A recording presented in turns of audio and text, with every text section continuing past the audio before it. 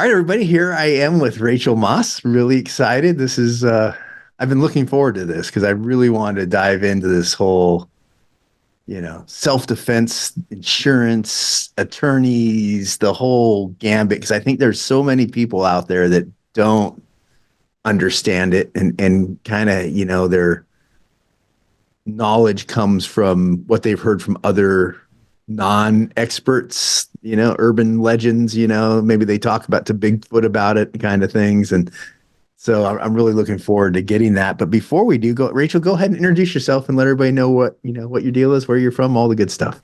Awesome. Well, I'm so super excited to be on your podcast. My name is Rachel Moss. I'm a criminal defense attorney out in Arizona. So I work for the Attorneys for Freedom law firm. We handle misdemeanor, felony cases, post-conviction.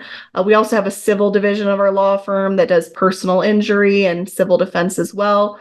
And recently, we nationally launched our Attorneys on Retainer program, which I think we'll dive into a little bit later. But basically, I'm really passionate about criminal defense. And since working at Attorneys for Freedom, have really become passionate about self-defense laws. I've always been somewhat involved in the Second Amendment community and advocacy in that area. But I've really gotten to know a lot about self-defense since working at Attorneys for Freedom. What was the biggest surprise to you when you got into self-defense law? I think one of the biggest surprises to me is that there are, pretty clear laws on the books. I practice in Arizona, and Arizona actually has very extensive, self-defense laws, defense of property laws, crime prevention statutes that all kind of fall into that same realm of having to use something to protect yourself.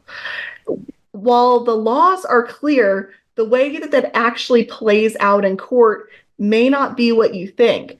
While a law might say that you have the right to protect yourself using deadly physical force when there's an imminent threat to your life, at the end of the day, a jury gets to decide what's reasonable or what's not.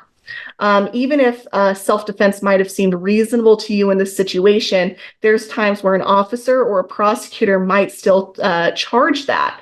And we have to battle it out with a prosecutor or an officer about whether someone's actions were reasonable. So that was really surprising to me that even in a state where we have really strong gun laws that kind of support self-defense, there's still a lot of ways officers, prosecutors, judges, juries can interpret those laws. So even if the law is on your side, I guess is what the long and short of it is. If you get into a self-defense issue and you have to go to court, especially like for a criminal trial, it may be on your side, there's still always that chance that you may come out on the short end of the stick and, go hang out where you really have to defend yourself in prison for a while. Mm-hmm. Because with self-defense laws, and in most states and in Arizona specifically, it really comes down to reasonableness. And so that reasonableness area of the law is where I think juries and prosecutors have a lot of room to play with and make their decision. Because what may seem reasonable to me as someone who grew up around guns and, in that community may be very different to someone that's never even touched a gun in their life, or what might be reasonable to an officer, who's faced a lot of probably dangerous situations might be different from someone that's, always had an office job, for example. They may not be able to realize like what it's like to be in a situation where your life is at danger. And I think sometimes it's easy to play, armchair quarterback or have that like benefit of looking back at a situation because it's very tempting to like look back at a situation and say, well, if I was there, I would have done this. But when you're in the heat of the moment and need to defend yourself, it's sometimes hard to go through that analysis. That's why I'm really big about, firearms training for one, so you're prepared in those situations. But that really goes back to the fact that at the end of the day, it's not you that's deciding whether your actions were reasonable. It's going to be potentially a jury. Yeah, I think that plays into one thing that I always kind of push out is it's always best to avoid the situation. I know there's people that I've had conversations with that say, well, if somebody ever breaks in my house, that's it. Mm-hmm. I'm going to defend myself no matter what. And I'm like, you might want to think about if you have the opportunity to get out of your house. And I know that doesn't sit well with a lot of people, but the second and third order effects, I think, of what may come if you do have to defend yourself might might override the loss of any like physical thing in your house other than like a family member or pet or something like that. Yeah, sometimes the way I put it is there's kind of the legal analysis and a practical analysis as well. So I can do a legal analysis of a situation and say, this is what I think would, if your self-defense was justified or not. But practically, is it worth it to potentially put yourself through the legal system? I hate to, fear monger, but anytime you take out a gun and, potentially use it in self-defense, you are putting yourself at risk of prison. Even if it's the most beautiful, clean self-defense situation ever, you never know if that's what the evidence is actually going to show. Maybe there's a video camera that captures only the worst angle, for your case, and that's all a prosecutor and a jury is going to see. So practically, I personally have an analysis that I think through if I have to be in a self-defense situation. Kind of the first question I asked myself is, if I don't pull out this firearm, will I end up dead? In that situation, 100% I'm going to use my firearm in self-defense because I would rather be alive and in prison than dead. The second, question I ask is, if I don't pull out this firearm, will someone I know and love end up dead? Again, in that situation, I'm going to pull out my firearm and defend myself because I would rather be in prison than a loved one die. The third question I ask myself is, if I don't pull out this firearm, will I get injured, punched in the face, for example? In that situation, I'd personally rather get punched in the face and injured than defend myself with a firearm. Maybe I choose to defend myself in a more proportionate way using, my fist, but maybe I just choose to try to run away or sometimes take the injury. Because even though there might be a situation where I'd be justified in pulling out that firearm to defend myself, if I think I'm only risking kind of a minor physical injury, not worth it to potentially end up in prison. And then the fourth one the fourth example I always provide people, which this one's pretty obvious, is if I don't pull out my firearm to defend myself, will I end up insulted in some way? Obviously, anytime it's just insults or argument, it's never worth it to pull out the gun, just let someone insult you. So that's kind of the analysis I think through because you really have to, unfortunately, weigh that risk of, life, death, prison. Yeah, you're that's 100% right. I think, you're managing risk, right? You're looking at it and like, what's my risk versus the consequences of what I might have to deal with. And, there's always the civil case side of it too. Now, when we talked last week, I guess it was, we were talking about how you're into preparedness. And so fill me in on your whole preparedness journey and everything, all that stuff. Yeah, I think talking with you, you actually gave me a little bit more confidence, I think, about how Oh, I was thanks. prepared. Because I was thinking, I'm a little, I think, newer, to what I think people would classically think as the preparedness kind of community. I actually got into it through my mom. I have a really awesome mom she just pays attention, I think, to what's going on in society, and she stays up to date on the news. And she really does a lot of research into ways to make sure that she's prepared for anything that might possibly come up. And she's not selfish with that information. She'll share it. um, and sometimes coming from her, she's probably going to watch this and laugh, but sometimes coming from her, it's a little bit more of an order rather than a suggestion. So she'll, send me a text or give me a call and say, Rachel, you need to order this for your house. And then, the first time she did it, I think I gave a little bit of pushback. And then in the end, I always realized she's right. So some of the things that she started suggesting were, I think some of the things that a lot of people, it's their, I think, entry into the preparedness community.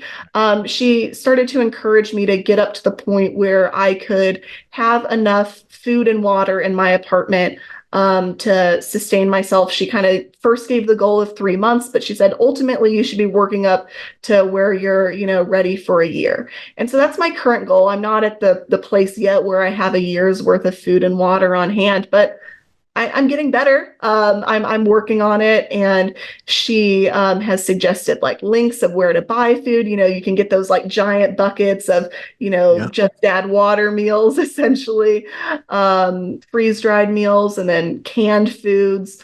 And so I've started preparing in that way. But then for me, I think.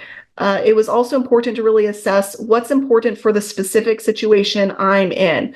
What are the things that are realistic to come up in my life?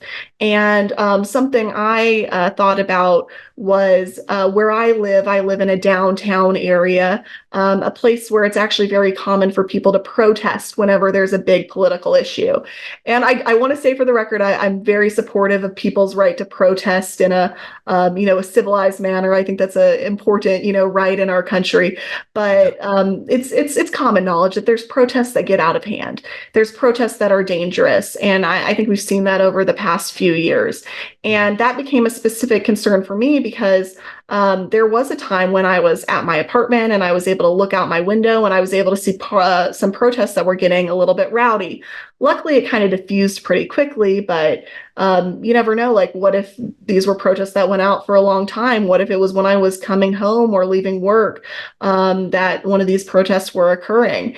And so I kind of started to think through what are the ways that I would be able to get out of my apartment, get to a safer location, and kind of had alternatives for those situations. So if I had my GPS, great. But if I didn't have a GPS, how would I get there? If I didn't have my printout directions of how to get places, do I have them in more than one spot? And if I can't access them at all, do I at least know general ways to get to places of safety? So I kind of thought through all those alternatives of, if I was at work, if I was at home, if I was out and about, how would I get to these places of safety?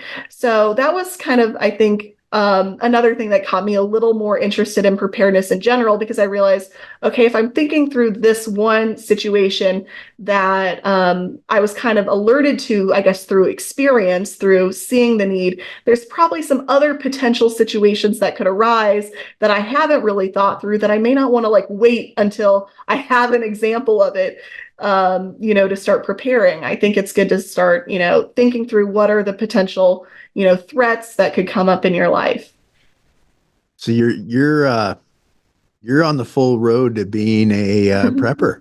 Yes. I think Great. I'll wear the badge proudly. I think Yeah. sometimes there's like stereotypes about preppers, but really Mhm. it's preparedness. That's what it comes Yeah. down to. And that's a good thing. I think it's really a conscious decision.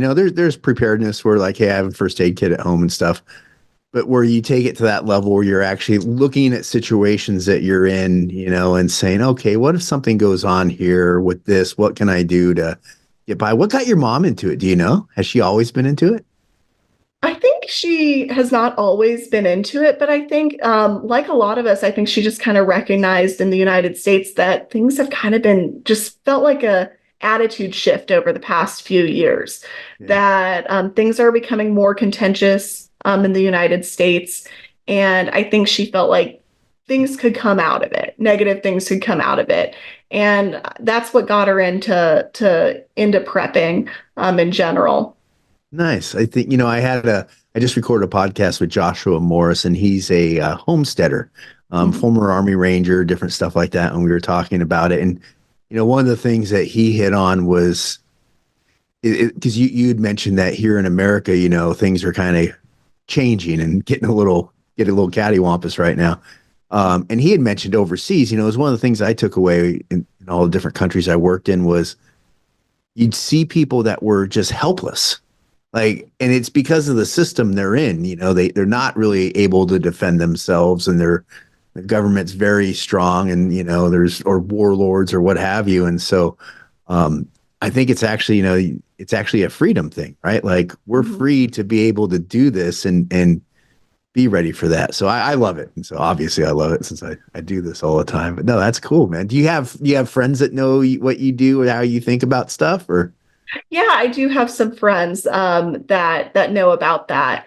And it's funny because I actually realized that some of these friends, I think, were also getting more into preparedness than I even thought, than they even thought as well. Because when I was thinking through this instance of what would I do if I had to get, to safety from where I live, it was actually a friend that approached me and said, "Hey, you know what?" And this was before I even approached them about it. They came to me and they said, "You know what? We were thinking a lot about the election this year." And I mean, it's no secret that there's a lot of people, worried about how the election's going to go this year. And regardless of who wins, I know there's just concerns that both sides may react poorly. Right. And there could be, riots or protests that come from it, and people, want to take steps to be prepared. And so she actually thought about where I lived, and she's like, "Rachel, you live in a place where where protests might occur. Do you want to maybe stay with us before the, election for a few days, and after the election, just to see how things are? Might be smart to just get out of it preventatively." And I was really surprised because this friend has never been someone that has been, interested in, in prepping. And we had actually, I think, talked about some like prepping things like a couple years before. And she's one of those people that kind of laughs it off and thinks it's a little like kooky, Right. to prep. But I think it shows how people are starting to kind of catch on that there's a need to be prepared for these situations, because she was the one that approached me about it. And so I do have some friends that are, I think, starting to get into it more themselves. I think there's a lot of people right now that are looking at it and going, maybe I need to do something. I catch more and more in the different Facebook groups and online spots where people are like, hey, I'm new to this. What can I do? And I think people are starting to it's kind of dawning on people. What makes you most nervous right now? What do you want to prepare for most? What has your eye right now? I mean, obviously you said the election, is that what it is, or is there something else that you're kind of going, I really need to think about this? I think in general, for me, it was really I feel like I live in a place that isn't necessarily the safest in terms of when there is some sort of political unrest. And so Right. that was really kind of, I think, the thing that got me more interested in preparedness. Yeah. But I think kind of once you start looking at one issue, your mind starts to think, okay, but what if? So I think I have a general, preparedness concern about, self-defense as well. Just being in a situation. I think in my job, there's times when, witnesses or victims are actually unhappy with a result. I have, obviously I can't, for, ethical reasons, Sure. get into all the details, but I've had times where victims have threatened me or have, made false accusations against me. And luckily, it's been limited to threats over like messages and stuff. But you never know when that could escalate. And I think that's kind of a general concern as well. But the more I've looked into preparedness, I have kind of learned about things like the electromagnetic pulses and things like that. And that's kind of something that there's a big debate I know about. There's people that say that's not real. There's people that say it's definitely real. But I want to be prepared for those instances too, because if there's something major, I don't want to be the person that wasn't prepared for it, when if I had been prepared, I could be a survivor. And so I think I'm still earlier in my preparedness Sure. journey, but I'm definitely on the path, you could say. You have a good head about you about it. You're looking at it in right ways. It goes back to your managing risk. Like you said, your mom's trying to get you a 3 months worth of food. I know when we talked last time, you're like, okay, I'm planning different routes, having the primary and alternate route. So I think you're way ahead of the game compared to where most people who get into it. And if you want to know more about EMPs, I did a podcast episode probably 2 or 3 episodes ago with Dr. Arthur Bradley, who's a he's like a know-it-all when it comes to, yeah, I don't mean know-it-all in a bad way. Like he knows a ton. He does his own experiments and all kinds of stuff. He works for NASA. And we did a really good episode on EMPs, how they work, the different types, because some people confuse EMPs with CMEs, and they kind of behave the same way in some aspects but different, and how to protect your vehicles, your home, and all that. So it was a really enlightening episode for me. I went into it as a total kind of fanboy, like, hey, tell me about this stuff, because there's so much myth going around out there about it now. And but yeah, no, you're on a good track, man. It makes me happy to see people that are coming into it that are kind of level headed and like, okay, what do I need to do about this? So speaking of what ifs, let's talk self-defense and all this. So can you, because I know there's, and I know there's different companies out there and different people offering services. And what I've been noted, what my takeaway right now is that there's a big difference between companies that provide self-defense insurance and companies, I don't know if I should call you a company, you're a law firm, and law firms that actually your attorneys, and when someone signs up with you, you're retaining you. It's a retainer. And so you have a law firm on your side. Can you tell the difference between that? Exactly. And I felt like you gave a pretty good summary. So we are a law firm. We offer our attorneys on retainer service. So basically, people are able to join. There's a monthly fee for the program. And as long as they're paying every month, they're retaining our services for that previous month. So if there was a self-defense incident to arise, they've already retained our services. We're already their attorney. They're already our clients at that point. However, an insurance service is a little bit different. An insurance service, often these programs still have like a monthly fee. They're still, the insurance program has still promised an attorney in the case of a self-defense arising.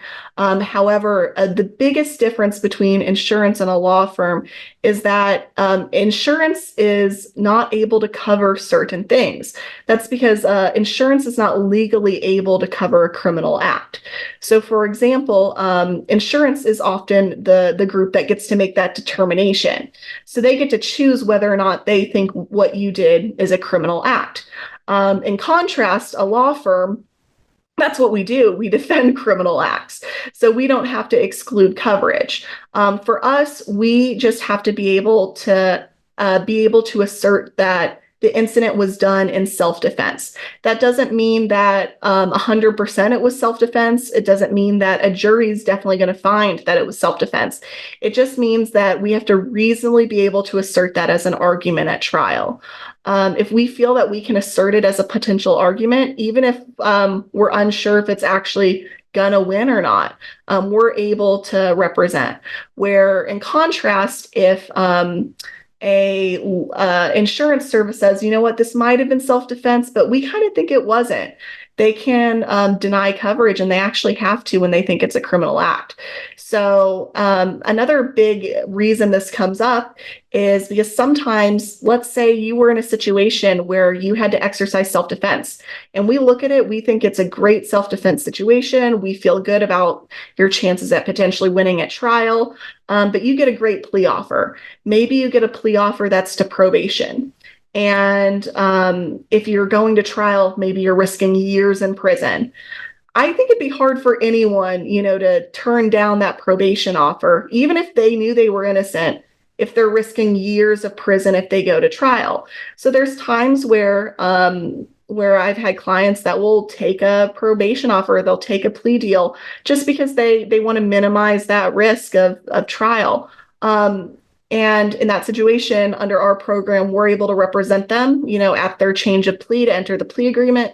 We're able to represent them at a sentencing, where if it's an insurance company, if you were to plead guilty, that's you admitting to a criminal act. So if there was a sentencing in your case to follow that change of plea, for example, maybe your plea agreement is stipulating to somewhere between 1 and 5 years of probation, or maybe it's a plea that has no agreements and the judge gets to decide if it's probation or prison, they can drop you after that point. And they can even often have provisions to get the money back that has already been expended in your defense case. So I'm not saying that the insurance company is going to drop you every single time. It's possible that they may, still provide coverage, but we've seen instances in the past where insurance will drop people because they believed they engaged in a criminal act, where for us, as long as we can reasonably assert self-defense, we're able to represent you. And our program in those cases would cover, if it's a self-defense case, we would cover all the legal fees. And there's even some other things our program offers in terms of like bonding people out of, jail if that's required, mental health services, firearm replacement in the states where we're permitted to do so. Yeah, that I never thought about that, where they would drop you once you if you went into a plea agreement because you're admitting some sort of guilt or something like that, like you said, to mitigate risk. And that it kind of drives me crazy because it's such, you definitely want to know sort of, at least on your end, that you have some certainty with how you're going to face this major thing that you're running into, right? That's not having that would just, that's such a nightmare. That's why you pay for this. And hey, everybody, just so you know, I am a subscriber to Attorneys on Retainer. Like I've always carried insurance before. I no longer have the insurance. I go with Attorneys on Retainer because another point you had made when we spoke before was that kind of I never had thought about was if I have a self-defense incident and I have an insurance company and not a law firm, when I call that insurance company, nothing that I say to the insurance company is privileged until I actually get to an attorney. Then those conversations become privileged when they refer me. But with you, every conversation is privileged, correct? Correct, because you're already, a client of the law firm, and that privilege extends to our staff. So even if you're not talking to an attorney directly at some point in the case, if it's a paralegal, if it's a receptionist, they're part of my staff. So your conversations with them are then privileged. If you were in a self-defense incident and you called one of these programs that's backed by insurance, it's often not an attorney answering the phone. And those conversations would not be privileged. It's possible that a prosecutor could subpoena that information and get a hold of those phone calls, and they could potentially be used against you. And you're right, once you are connected to an attorney in one of those programs, then it would be attorney-client privileged. But something I think about is if I was in a self-defense incident and I have an option between calling a number I know that's going to immediately connect me to an attorney, or in a company where it's going to be an insurance representative that won't be able to give me any advice, but say, hey, we'll work on getting you an attorney eventually. I know which number I would choose to call in that situation. I'd want to be talking to an attorney in that moment. Like when you call our program, you'll get connected to an answering service that will then say, okay, we're going to call an attorney right now, transfer you to that attorney. And then they'll, reach out to one of the attorneys on call. And that attorney will be available to answer your call and get to work on the case right away. We've had attorneys on retainer cases. And again, while I'm not able to, disclose the details of them, I can say that in these cases, we've gotten some in the middle of the night and immediately get to work. I had one that I got, I think, I don't even remember how early it was, but I think it was like 5 a.m. or something. And I was, I'm not someone who wakes up at 5 a.m. I'm a good, 7 a.m. type of person. So it was a couple hours early for me, but I was working on that case. I woke up and I was up, for the rest of the day working on that case nonstop. Rearranged my whole, calendar that day to make sure I could give the time and attention to the emergency situation. So that's the kind of response you get with attorneys on retainer.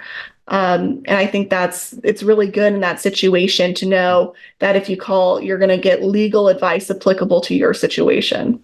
Yeah, I think for me, where it registers too on the attorney-client privileges, after you've had a self-defense issue, especially for people who have never been in or haven't had much experience with really high stress, life-threatening situations, like who knows what you say or how you say it when you get on the phone with Mm-hmm. with either your attorney or with the insurance company, whoever whatever call taking mechanism they have. And if that gets brought up against you and they say, well, you said this or this is what you said, and that in the heat of the moment, I really want all those, in my mind, I want all those conversations to be privileged the Mm-hmm. minute it happens. Yeah, because people say things they don't mean when they're stressed out. In these self-defense situations, people are panicking, and obviously, I think that's a natural response. If you were just put in a stressful situation, of course, your mind's going to be racing. You may not know exactly what to say. Things might not come out right the first time you say it. That's actually part of the reason we always advise people to, as we say it very eloquently, just shut up. If yeah, after a self-defense situation, if there's police, responding to the scene, just shut up. There's times where it just feels, I think it kind of feels right to talk to an officer where you're thinking, oh, all I need to do is explain and it's all going to go away. Unfortunately, sometimes when you're under that stress, something that makes a lot of sense to you in the moment is something that could be used against you later by that officer. And, sometimes people take the attitude that, well, maybe the officer is going to be suspicious if I don't make statements. No, just blame it on me. Say my attorney told me not to say anything. I have an attorney. They told me to just shut up if officers respond. Put the blame on me. And it's almost always better to just have an attorney address it later with an officer rather than saying something that could haunt you the entire case. Any statement you make, even if it's really early on in the case, could follow you all the way to a potential trial. So on that topic, what should someone's in a self-defense incident and they whatever happens goes down, and now they defended themselves and the cops are coming, or they need to call the cops. What should happen in the minute, like, okay, I've just had it, I'm safe, the incident's resolved, what should I do? A little dependent on the situation, but Okay. if it's a self-defense situation, ideally if someone else is there with you, normally we would encourage that person to call law enforcement and report that. For example, maybe if it was a self-defense situation involving a firearm, if they can just report that there was a shooting. And not give, significant other details. Or if you have to call yourself, you can report it to law enforcement, especially if the person needs aid. The priority is making sure that you're safe in that situation. But it's also, you may be in a situation where you need the officer's help to further protect you or provide the person that was shot aid. So if you're the person that has to call 911, normally we do think it's fine to do so. Just keep it very general. Just say, call 911 and say there was a shooting. So that's all they need to know. You don't have to admit to the shooting. If the operator presses you for details, it might feel a little awkward, but you just want to stand firm in saying there was a shooting and give them the place to respond. But after the incident, there's probably a few things you need to do first, depending on the situation, before you even take that step of calling 911. The two things I always try to just drill into people's head. I already said one of them, just shut up, but the other one is make sure you don't get shot. And that can be first from the person, your assailant. Maybe they had a weapon as well. So you want to make sure that, your assailant is not able to continue to harm you in some way. That could be as simple as you fleeing to safety, going to another location. That could be if that person is incapacitated after the self-defense situation. That could be making sure the firearm is removed from their vicinity or their weapon is removed from their vicinity where they can't reach it and continue to harm you. Something like that. So you want to make sure that you're not going to get attacked by your assailant any further. After that, you have to, that's when you might call 911 and you need to be prepared for when officers show up for you not to get shot. You're going to tell them there was a shooting, but even if the officer knew that you were the person acting in self-defense and they knew the other person was the assailant, that might not be immediately clear to them by the time they, respond to the scene. They're not going to necessarily know what you look like or what the assailant looks like, or there may be multiple people on the scene. Officers are knowing they're going to go into a potentially dangerous situation at that point. So they're going to have weapons on them, and you want to make sure that you're acting safely to where the officer doesn't determine you to be a threat either. So that means that if you used your firearm in self-defense, for example, it may be wise to move your firearm to a location, again, where you need to make sure your assailant's not going to reach it, but where the officer doesn't respond to the scene and see you holding a firearm in your hand.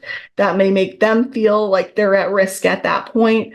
So you want to make sure your firearm isn't necessarily in your hand where it's threatening to an officer. Of course, if there's some reason for defense purposes that you need to hold on to the firearm, that's different. But in most cases, you'll want to, make sure your firearm is no longer in your hand. You want to make sure when officers respond that they can see your hands, make sure that you're not the assailant, that there's nothing in your hands that could lead them to take action against you. And you want to be prepared to follow any instructions of the officers. You want to be prepared for the fact that when officers come, they might, get over a megaphone if you're inside your house and order you outside of the house with your hands up in a certain way. You want to be prepared for them to enter your house and, respond in that way. Just keeping in mind that it's important to follow officer instructions. And if there's an officer instruction that you think is intrusive or unfair, the time to challenge it is not in the moment when the officer is responding to the situation. There's a lot of people that, like, for example, with search warrants, no one loves a search warrant, and people say, "Oh, do I have to really comply with a search warrant when an officer shows up with one?" Yes, Yeah, you do. And there's the chance that might be a terrible search warrant. But the good news is there's remedies for that. If an officer comes and serves a terrible search warrant at your house, we're able to challenge that after the fact. So it's just really important in that moment to be ready to follow officer instructions as well. Okay, so officers show up, you've put your gun in a place where it's not within your reach, so you're safe, you have your hands up. What next? So at that point, officers are probably going to continue their investigation. They're probably going to have an idea of what happened, depending on the state of the assailant, depending on your state. They're probably going to just, without even having to ask you questions, probably have a sense of what happened. But at that point, an officer's probably going to try to question you. That's where, again, you have to stand firm with that just shut up mentality. It's going to feel really tempting to speak to officers. And something I like to remind people is that officers are allowed to lie or mislead you in a questioning situation. For example, an officer is allowed, if they were to question you and say, "Hey, there was video of the whole situation. We know what happened. You can tell us." They're allowed to say that even if there was no video taken. So people need to be prepared that even when an officer might sound like they're on your side, they may not be. And so you just need to be in that mental state of, I'm not making any statements right now, even when it feels a little weird, awkward, not right. I often recommend to people that when an officer responds to call me. And try to be on the phone when the officer responds. It's possible the officer might ask you to get off the phone, but something I'll recommend is asking the officer if they'd be willing to speak with me. So if you call me in your self-defense situation, the officer responds, and then you inform the officer, "Hi, my attorney is on the phone." Sometimes we encourage the clients to pass the phone over to the officer, and sometimes officers are willing to give me an assessment of the situation right then and there. I'm able to get a sense for what the officer is feeling in that situation, what they think happens. And that will give me a better idea of if we want to make any statements or not. Because just because I say, "just shut up," initially doesn't mean that it means just shut up the whole entire case. There might be a time where we decide to make a statement to an officer based on what we've gathered. Sometimes, for example, we might send investigators to the scene through our program. So if we get a call and the scene is still active, we're able to actually send our own investigator to the scene to potentially interview people, collect, take photographs, things like that. That could be helpful in the case as well. So sometimes we might be able to speak with our investigator and find some evidence that might help the case that we disclose. So really, in that initial stage, I say, continue the just shut up mentality. But if you have the option to have me listen in when the officer is responding and have the option to even allow me to speak with the officer, that's great. And that can be really helpful for a case. Now, I've heard people mention that you should always ask to go to the hospital. Have you heard that? What's that about? So I've heard a little bit about that, the always ask to go to the hospital. Um, Is that to buy you time? Is that to clear your head, to let things settle down, or is there something there with that? There's a lot of different reasons I think people do that for different types of cases. I think sometimes people want to, like you said, have time to clear their head, but also I think some people think it gives them the ability to argue that they were the one being aggressed upon if they need, medical attention. It's not something I advise people to do unless they actually need medical attention, for a couple reasons. One, I can't ethically advise someone to do something that's not truthful.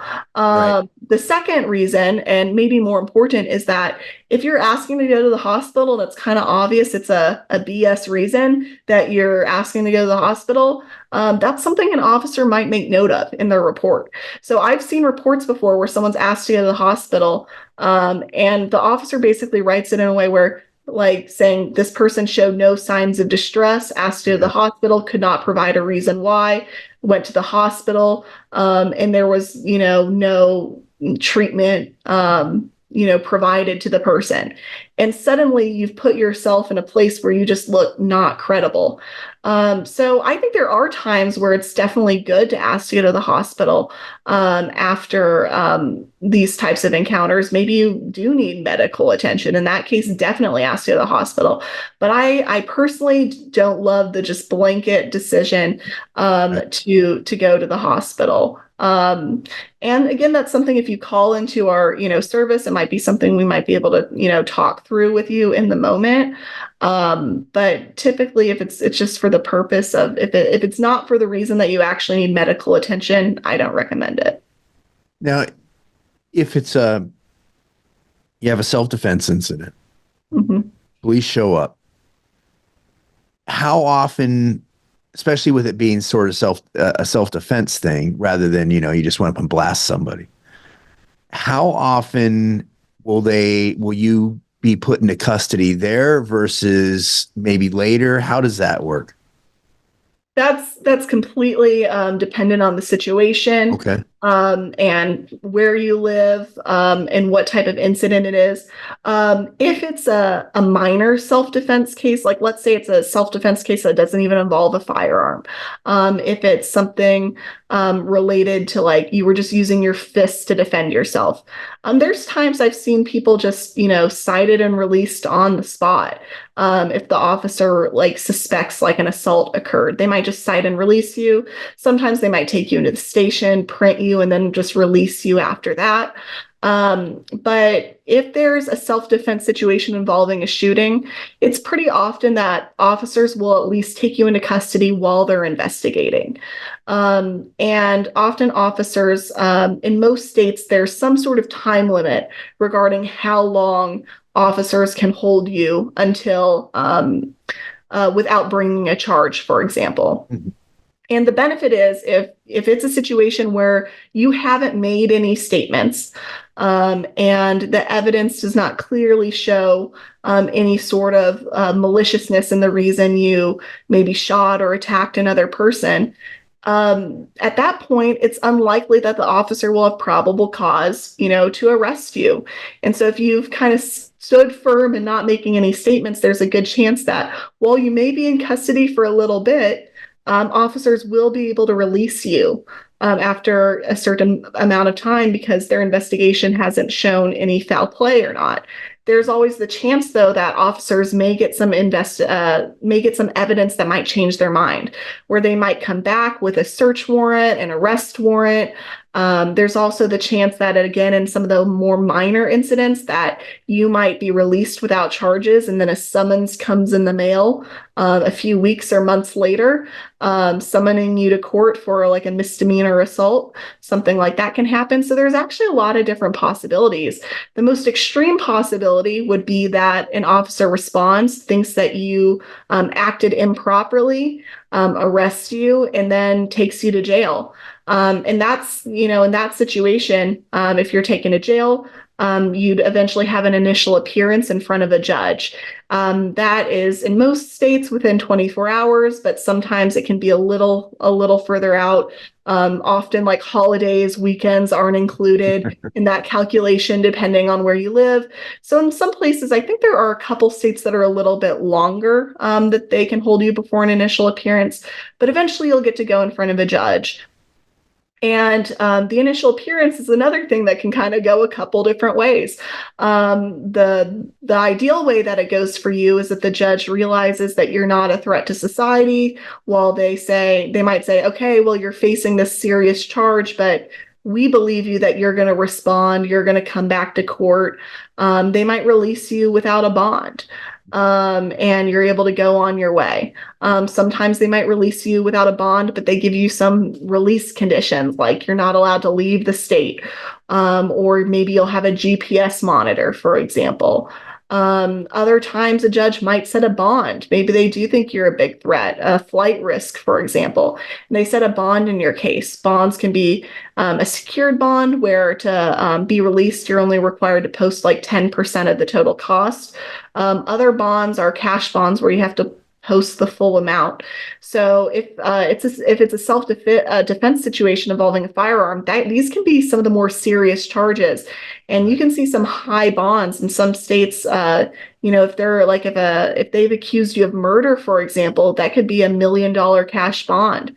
And in even some states, there isn't even the option to be bonded out, where you might just have to sit in jail while the case is ongoing. If you're not able to post your bond, then you'll definitely be stuck in jail, while the case is ongoing.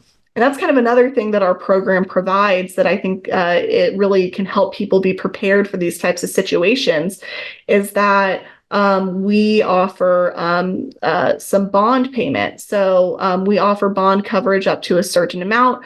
So if you're in a situation where you have to defend yourself and then you're taken into custody, have a bond set, we'll be able to post the bond so that you can be released. Do you know what that amount is off the top of your head? I believe it's 50,000, but I can pull up our fee agreement actually, so I can say for sure. And is that like what you would post, or is that, because it's usually 10%, right? Like you have to have 10% cash. Yeah, that's typically when I was saying there was the secured bond versus Okay. the cash bond. Either can be set in your case. So most commonly, in cases, it's a secured bond where you would only have to pay 10% in that situation. So let me check the bond. Okay, yeah. So for bonds, it would be a payment of up to 50,000. So for example, that would cover you for up to a $500,000 secured bond. So if they set a 500,000 secured bond, we'd be able to bond you out with the 50,000. Nice. Okay. How long? So if you end up going to trial, you just see it. There's jurisdiction to jurisdiction, things change, and I look at the Daniel Penny case right now in New York City, where he's jammed up. What kind of length of time does a trial take? So I'm Maybe, gonna I mean, not just the courtroom, I guess the whole process. What are you looking at? so I'll give you another one of the classic lawyer answer of It it all depends, depends. but it's our catchphrase. Yeah. But in for trial situations, again, kind of starting with the lowest level. In a self-defense situation, you could be charged with a misdemeanor. So a misdemeanor are in most states are crimes that are punishable with like less than a year of jail, for example. So it's not anything you could go to prison over. But there are still some potential, monetary penalties, probation penalties, jail penalties available in those types of cases. For most misdemeanor cases, they run a shorter timeline because they're less serious. There's less evidence usually to exchange in a misdemeanor case. Most misdemeanor cases are over within a few months. So usually you're in it for, I'll say, at least three. But it can sometimes be the better part of a year. It can be like 3 to 7 months, I would say. Okay. 7 months being like a longer period of time that you're engaging in the case. And most of the time on a misdemeanor case, there's not a ton that you, as the person facing the charge, actually have to be doing. Your attorney usually takes care of most of it. For example, in a lot of states, Arizona included, we're actually able to get people's appearances waived at their pretrial conferences. So the defendant doesn't even have to show up to the pretrial conference. It can just be me and the prosecutor and the judge talking about the case. And then trials for misdemeanors are often pretty short. There are some, misdemeanor cases that can be tried in a couple hours. So, it just takes an afternoon to try the case. Other misdemeanor cases can take a couple days, but most of them are kind of 1 day or less. Hmm. Felonies are where you kind of get into a whole different ball game. In most states, there's levels to your felonies, and with self-defense situations, you could be charged with like a different class of felony. So in Arizona, for example, class 1 felonies are the most serious type. That'd be something like murder. But then there's aggravated assaults that can be charged as class 3, as class 6 felonies being the lowest type, where you're really not facing as high of a risk. Maybe it's possible you get prison time, but it's only a few years. So the more serious a case is, the more likely the case is going to go on longer. So murder cases, typically go on for at least a year. Often to like a 2 year mark. It's not unusual for it to be 2 years that you're working on a murder case before you even go to trial. It kind of takes a lot of endurance to get through those cases. And then murder trials are often set for a few weeks. So, and then with the potential to go even longer than it's set. So it's often that like a murder trial set for like 3 weeks. But some more extensive murder trials can go well beyond that. So you can be in it for the long haul if you're facing a murder charge and you choose to go to trial. So that's again kind of circling back to why it's so important, in that initial, self-defense situation to make sure that that's the best option in that moment, because even if it's a good shoot, this is potentially, what you're risking down the line. What class of self-defense, like what would be some incidents where it would just be a misdemeanor as opposed to a felony?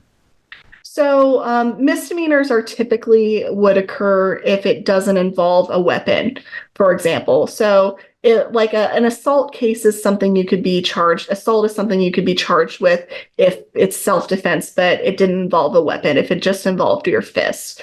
Or like a disorderly conduct is something that they might tack on where they're like, oh, that guy's just being a little bit rowdy in a self-defense situation. The more serious types of crimes you can be charged with in self-defense, commonly we see as aggravated assault. Aggravated assault is often charged when you might pull out a weapon, but not actually use it. So if you point it at someone and you feel like pointing it is sufficient to diffuse the situation, that's where they might charge aggravated assault.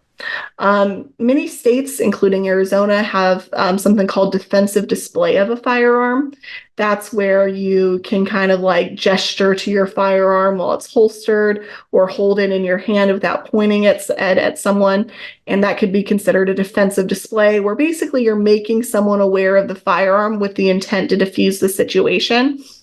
And that's a really good defense that we're able to assert in many aggravated assault cases. However, again, it's something that I've seen prosecutors really disagree with. They might interpret the defensive display statute way differently than I would.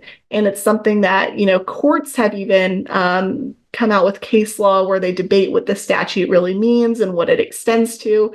And there's this exception to the statute that says you can't use defensive display in furtherance of a crime.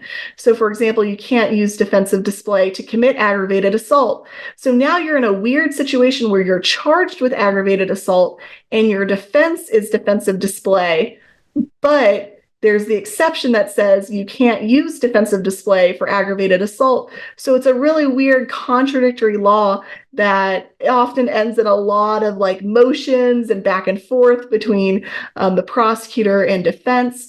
So that's kind of another like kind of weird practical thing about it.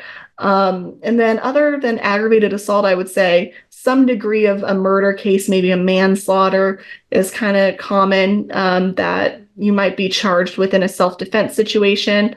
So there's a lot of potential charges available to prosecutors or officers when a self-defense situation has occurred. Our goal, though, is no matter what you're charged with, we're going to try to make the prosecutor see the light and see that this was a self-defense situation. Sometimes there's cases where it gets charged, and that's a scary situation just to have the case charged. But as long as we Sure. present the evidence, we can convince them it was self-defense without even having to go to trial. Right. Where does like less than lethal, so like I just had the conversation earlier today with a buddy who has less than lethal rounds he keeps in his firearm, and then eventually, if he goes through a few of them, he has lethal rounds. Does less than lethal play into it? Yeah, I carry, for example, even when I'm carrying a firearm, I always carry pepper spray on me, right? Mhm. Because I want to have some escalation of force continuum in there, so I don't have to go to lethal force if I don't have to. Where does that play into all of this? I think that's a really interesting point, and I think that's something we'll still see courts kind of weighing out because certain issues are still, kind of novel for a court. They might not have considered it, and I think again, it's something that will also go into whether or not a jury will find a less than lethal round to be reasonable. I think there's situations where that would be reasonable, and then there's situations where it might not be reasonable. When juries consider reasonableness, they often consider whether or not the force was proportionate to the threat. And that's a big kind of theme in self-defense cases. Because, for example, I always use this very simple instance of if someone was to like toss a tissue box at you, well, that's uncalled for. It's not going to hurt you. It's going to bounce off of you, and you're going to be like, "Oh, that was rude." But if you pulled out your firearm and shot them, in response to that tissue box, it'd be hard to argue that that was a reasonable use of self-defense. But if that person had pulled out their firearm at you, then you pulling out your firearm in turn to respond to that imminent threat of deadly physical force, suddenly your use of force is then proportionate. So I think that's where the less than lethal rounds kind of come into play, is you have to keep in mind of whether or not that use of force is proportionate Sure. to the threat that you're facing. And you also have to keep in mind whether or not a jury is going to find that reasonable. I could see a world where, someone might argue that if you feel the need, to use the less than lethal rounds, then maybe the threat wasn't as imminent as you thought it was. Because imminency is another thing we haven't really touched on too much, but imminency is another thing in self-defense that juries really have to consider. For example, another kind of like oversimplified example I like to use is that if someone comes up to you and says, I'm going to kill you in 10 minutes, and that's all they say, I'm going to kill you in 10 minutes, and you know they have a weapon, that's not imminent. You're not Right. able to pull out your firearm and shoot them at that point because it's not an imminent threat. You have time to get to safety. You are not facing that threat right now, even though it's a legitimate, real threat. Mhm. It needs to be imminent. If someone pulls out their firearm and says, I'm going to shoot you right now, that's imminent. So again, if you're using those less than lethal rounds, there's a chance maybe the jury might say, is the threat really that imminent if they feel like they don't have to use actual deadly physical force against the other party? Maybe the jury will think you should have ran away. And so there's a lot of considerations there, but I think it's going to be state dependent on whether or not states really like that option. Nice. Wow, that's something interesting to think about because I could see obviously depending on the jurisdiction that them painting that oh obviously you must have not thought it was so deadly if you use less than lethal, Yeah, and then you because end up shooting them like yeah. mhm. Because something that reminds me of is actually that Ohio, I believe it was Ohio, recently had their state Supreme Court came out with a decision where they said that warning shots can be considered self-defense. And this is a big debate, within I would say, gun owner community, whether warning shots are a good idea or not.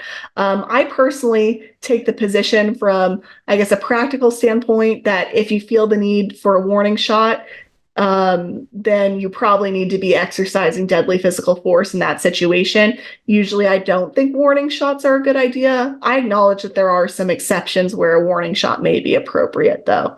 But from a legal sense, I really loved that decision because I love that people have that option to use warning shots. And from an attorney perspective, I love that, okay, if my client did a warning shot, I'm not precluded from arguing self-defense at that point. I still have that option available to me. So even though I'm not going to go out and endorse warning shots as a practical response to a threat, I love that legal decision. And so the less than lethal rounds kind of remind me of that, where it was just recently, it was just, I believe, it was either earlier this year or the end of last year that Ohio made this decision. So even though warning shots seems like, oh, warning shots have been around forever, it's an issue that's just now hitting the courts. And so it's interesting to just see how things like that play out among different states in the country. Yeah, that's wild.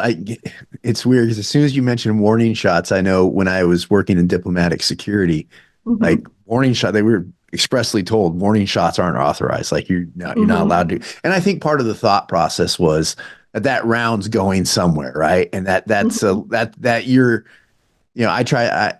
my position is that if when you bring a gun into any situation, even when you walk out your door with it, you're injecting a lethal force instrument into that. And then if you Mm-hmm. discharge it, well, now you've put lethal force out in the universe. But then, I can see, I imagine there's some situations where that, I guess what I like about that is they are making note of some sort of use of force continuum where you're not going Mm-hmm. straight to like, hey, I'm putting holes in somebody.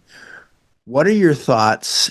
I know my thoughts. I just get yours. If there's any legal thoughts on this, is where people, and I don't think most people in the preparedness in the gun community would do this.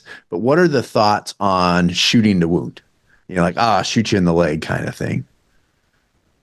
Yeah, so I think shooting to wound is something that could potentially hurt a self-defense case. It could definitely hurt. Um, yeah, because when I think of shooting to wound, I think again the jury is going to be assessing that reasonableness Yeah. at the end of the day. So if they might question if you only felt the need to wound them to protect yourself, Was the threat really that imminent? Was your force really that proportionate?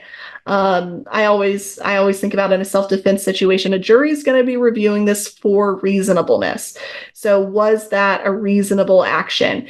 And I think that's the issue there is that I think you're decreasing your chance actually that it might be found to be reasonable. Of course, I don't want to be out here encouraging people necessarily to, to kill when there's a less lethal option, but often I say if you are pulling out the firearm, that's considered a deadly weapon under the law.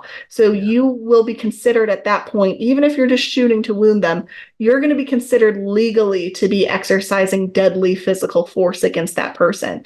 So basically, they're going to consider it, even if you're like, oh, well, I was just trying to wound the guy. No, they're going to consider that you were using deadly physical force. So the Right. question is still, is that deadly physical force justified? But the shooting to wound is not going to change the fact that it still is that deadly physical force. What, so do you like say baseball bats? Yeah, what, where people have different things like, oh, I can defend myself with this, or that. Do all those apply to that as well? And would they be represented by attorneys on retainer if someone say defends himself with a baseball bat? Yeah, so every state has different rules in terms of what is considered like a deadly weapon or not.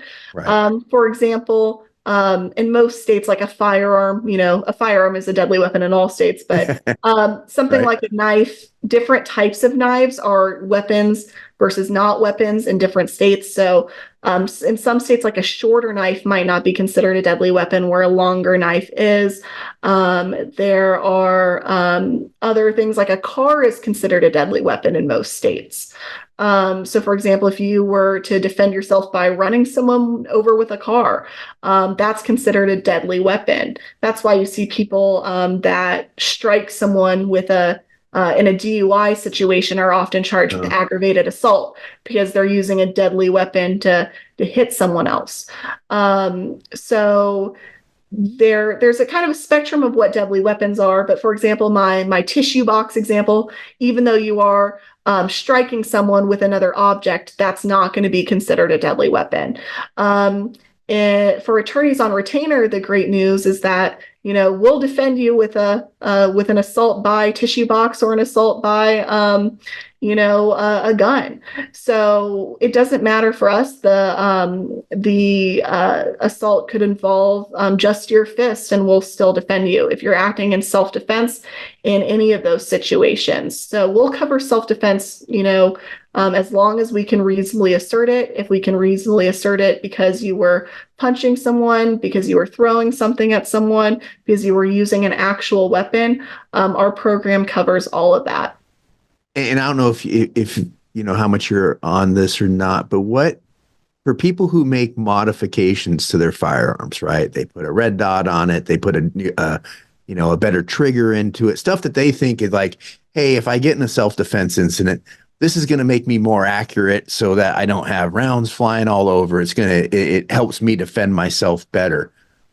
I've heard several times that, if you go to court on that the prosecution's going to be like, oh, look at this crazy gun person that tuned up their gun to be more deadly and that kind of stuff. What are your thoughts on that? There's always the risk that a prosecutor will make that assumption and make that argument. I'll say that I don't think that's a good argument. I think that's a very defensible, argument that can be well explained by your defense attorney. It's something we're prepared to defend against. And sometimes we can even get arguments like that excluded, Okay. potentially. There's no guarantee, though. So it is a consideration. However, another thing I always encourage people is if you are making a modification to a gun, you might want to consult with either a local attorney or you might want to do your own research into whether that modification is legal. For example, something that's always kind of present in my mind is the force reset triggers. I'm not sure if you've Mhm. if you were familiar with that issue. But a couple years ago, ATF basically made the decision as a controversially as a government agency that they got to explain to Americans what the law was. And they basically said forced reset triggers are machine guns. And at the point that they made that decision, millions of people had already purchased these forced reset Yeah. triggers and had used them with their firearm. And so that's a situation where you might even want to be regularly checking up on modifications because there's people that, purchase these forced reset triggers, were using them on their firearms. Mhm.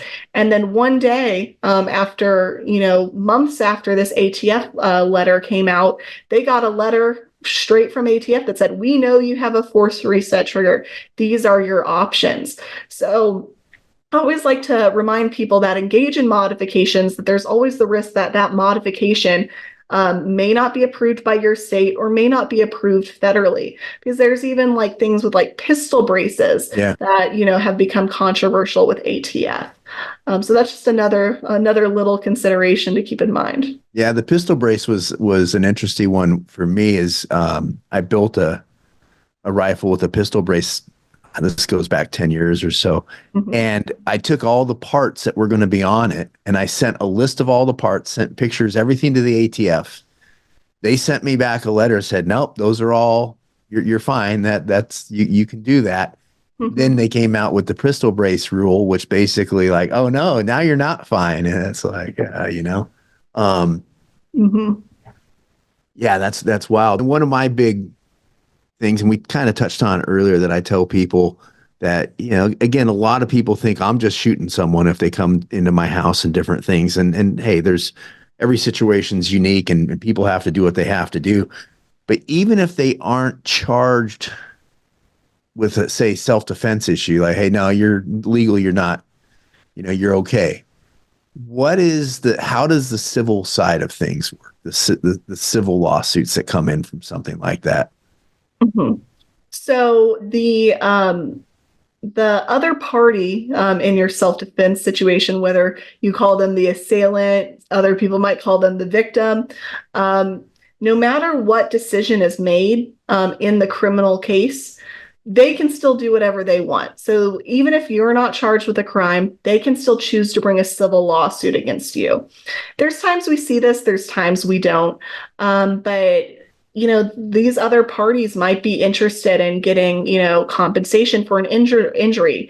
If the other party in your self-defense situation was ended up deceased, maybe it's their family bringing a lawsuit against you, and there may be that need for civil defense at that point. So it's another thing to be prepared for and keep in mind. And I think that's a big benefit of our program as well, is that our law firm, we have both criminal defense attorneys and we also have a really strong civil department as well. And we, as part of our program, offer civil defense coverage as well if there's a lawsuit relating to your self-defense incident. So even if your case was not charged, we're able to offer a civil defense for you, and we're able to step in at that point. Oh, nice. Yeah, because some of those civil defense cases, especially on the jury, like you could, yeah, I think of, you look at some of the cases that have gone on in recent history, political cases, you could lose everything in those. Yeah, because often these civil cases have really high demands, and you could be facing a huge sum of money, a huge civil judgment against you. And one thing I like to point out about our program, we like to be really transparent, is that while we offer civil defense representation, if there is a judgment ultimately rendered against you, we don't cover that cost. Right. So if you're ordered to pay, $100 because you lost your lawsuit or you settled for $100 in that lawsuit, we're not paying the $100. Yeah. So this is something that other programs do offer, but those again are the insurance programs. So I do know some people actually choose to have a retainer with us and also use insurance for that purpose. Yeah. I think there are some programs that are a little more limited into offering more on the like civil liability side rather than, the criminal defense side. So that's kind of, something we don't offer that maybe it means you want to couple our program with another one, or maybe it means we're not, the right program for you if that's your main concern. But I think the important thing is we do offer the criminal defense, we offer the civil defense. And then another thing I didn't even, I think, mention yet is that if you're charged with a non self defense crime. So, for example, if you're charged with another type of felony unrelated to self-defense, maybe a harassment charge, for example. If you're charged with that, we are able to still step in and defend you at a discount from our hourly rates. So we still offer some coverage in those instances as well. Where does, and this might be the same as, the firearm modifications, where does the amount of a person's training, their background, I did the special operations thing. I got a lot of years in high threat diplomatic security overseas, a lot of training, a lot of experience carrying weapons. Where does that play into any of this at all? If you get into a shoot? Yeah, that could be something potentially considered by, again, like a prosecutor officer or ultimately a jury. So it's something that we could potentially use for your benefit at trial. For example, if we were to talk about your background, it might give more credibility to the fact that you were trained for these situations and that your assessment in using self-defense was probably correct. On the flip side, a prosecutor might argue, oh, he had all this training and he still, made an error. That just shows how irresponsible this person is. So there's different ways that, different people will seize onto that argument. And again, it's kind of up to a jury to decide what they think. But things like that can go into the reasonableness analysis. Frankly, it's usually, I think, considered less by a jury than some of the other things we've addressed. Typically, the things that are going to be most important to that jury is, it was the threat, or was the defense proportionate? Was the threat imminent? And that kind of thing. But, any piece of information can really come into play. Okay. Oh, shoot, Rachel, I'm running out of ideas on questions. You nailed every one of these. This is great. Do you have, maybe get close to wrapping it up, do you have anything that we missed that you'd like to say or talk about attorneys on retainer? I'm really happy having, with my membership with y'all, just because of that fact that I'm calling and getting a law firm and everything. I really think that's a huge plus. I think something we talked a little bit about, but I always like to re-emphasize is that I think it's very important, if you are someone that chooses to carry a firearm, to do some sort of training. I'm a big believer in either taking a class or a private lesson. In every state, there's options to take these types of classes, courses, training. Even watching some YouTube videos, can give you some additional information on how to handle your firearm. And if you're going to be someone that makes the choice to either have a firearm for home defense or carry one on your person, I think getting some sort of training is great. It makes such a big difference, I think, when you're facing an actual self-defense situation, if you have practiced a lot with that firearm and that you're confident in handling it. I am not embarrassed to admit that I still take classes. I grew up learning how to shoot a firearm at a really young age. And there were a few years where I just shot less while I was in law school, just a little bit busier as I started my career, still a little bit busier. And then I realized I am very rusty. And sadly, I was never a natural. I get really jealous of those people that pick up a firearm for the first time on a course and are just like nailing the target every single time. I'm not that person. So I need to practice. And so Right. I went shooting on just, I think, 2 days ago to practice. And so I always encourage people to take that step, especially if you're new. I found that people in the gun community are really friendly and willing to help and give advice. Right. Right. Yeah. So I lied. I did have one other question. are you versed on constitutional carry versus permit carry? Like here in Texas, I have my license to carry. That I went through the state, did all this stuff. But then Mhm. there's also constitutional carry. Does that come into play? Having being permitted, going to the state and getting your stuff. I mean, I love the idea of constitutional carry. I'm a Second Amendment absolutist, but at the same time, does that play into these situations at all? So again, it's something that might come into evidence. If you have a concealed carry permit, it could be something that could be brought in front of the jury and a jury could be made aware of. There's also the risk that if you have a concealed carry permit, that could be relevant to other sorts of criminal offenses if you were to, use your firearm potentially in a place that you are not allowed to use a firearm. So there could be additional penalties. You might lose your concealed carry license, for example, if you use your firearm in a place you're not actually allowed to do so. I do think there are some benefits of a concealed carry permit. Often, even in states that have constitutional carry, your concealed carry permit will allow you to carry in more places than you otherwise would. Because every state has restrictions on where you can and can't carry a firearm. And often we see when constitutional carry is passed, some lawmakers kind of scramble and try to limit places that people can then carry.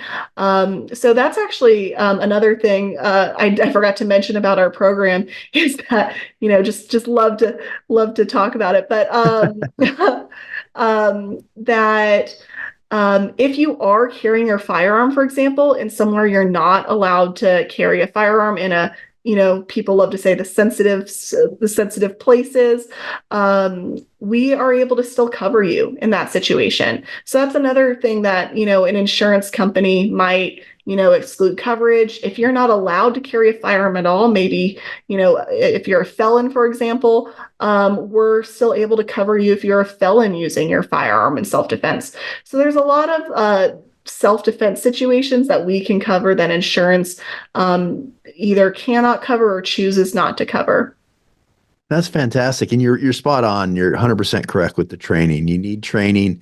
And I'd say, training that gets you some situational awareness about what it's going to be like in that situation. So that way you're ahead of the game when something happens. You're mentally ahead of the game and prepared Mhm. for it and stuff. So you got anything else before we go ahead and wrap up and get out of here? Like, where can people find you Mhm. and everything? I'll have all the links in the description and the show notes for this. And I know I have I'll put it into the intro and here in the outro. I don't know what it is off, but I have a code. I think it's M4S that I don't make anything off of this, but it gets you a discount. People a discount when they sign up because I think it's so important to have some sort of backstop in case you ever have to use your firearm.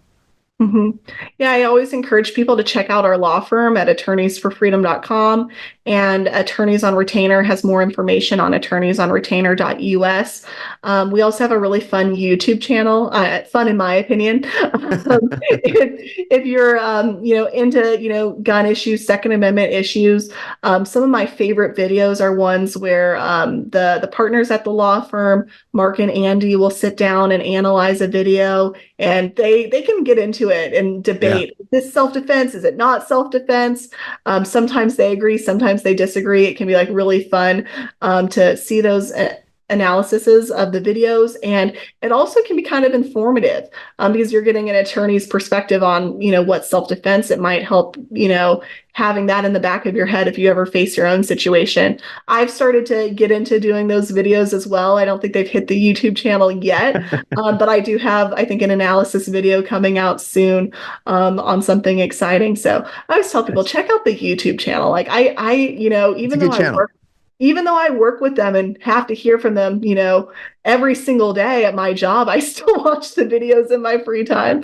So I can say I'm a fan as well. And you're going to be at the NRA convention, what, in two or 3 weeks, I think it is, in Yeah, Dallas. yeah. Yep, I'll be at the National NRA convention. I'm really excited because I've been to, conferences before, kind of like political conferences, but I've never been to I've been to the Arizona like state NRA conference, but I think the national one's going to be like a whole nother level. So I'm kind Yeah, of excited I'm to, looking forward to it. Hopefully, and looking forward to meeting you there. So, yeah, me too. attorneysonretainer.us and attorneysforfreedom.com.